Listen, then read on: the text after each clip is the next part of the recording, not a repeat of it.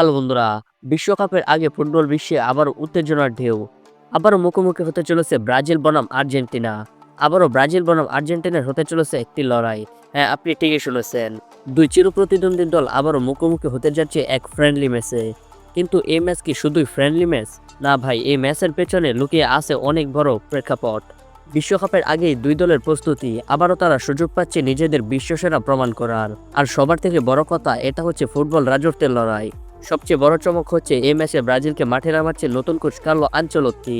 Real মাদ্রিদের কিংবদন্তি এই কোচের অধীনে তৃতীয়বারের মতো আবারও ব্রাজিল দলের দায়িত্বে থাকবেন তিনি। এই ম্যাচে দেখা যাবে তার পরিকল্পনার তৃতীয় ঝলক। আনচেলত্তি কেমন দল সাজাবেন? অনেকদিন পরে দলে আসবেন নেইমার জুনিয়র, আর রয়েছে বেনিসিয়াস জুনিয়র এবং রদ্রিগো, রাফিনহা, রয়েছে লুকাস পাকুয়েতা, তাছাড়াও আছেন ব্রুনো গুইমারেস। তারা কি নতুন সিস্টেমে নিজেদের মানিয়ে নিতে পারবে? সেটাই দেখার বিষয়। নাকি মেসি এবং লাউতারো মার্টিনেজের অভিজ্ঞ আর্জেন্টিনা দেবে শক থেরাপি?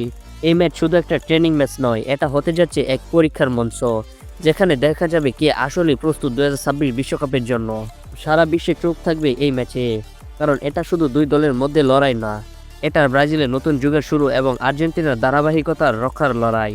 তাই এখন থেকেই গরম হয়ে উঠেছে ফুটবল ভক্তদের মঞ্চ। কার্লো আনচেলত্তির ব্রাজিল নাকি লিওনেল স্কলোনির আর্জেন্টিনা, এই ম্যাচে আপনি কাকে এগিয়ে রাখছেন?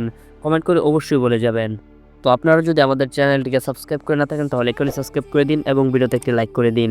তো সবাই ভালো থাকেন, সুস্থ থাকেন, আল্লাহ হাফিজ।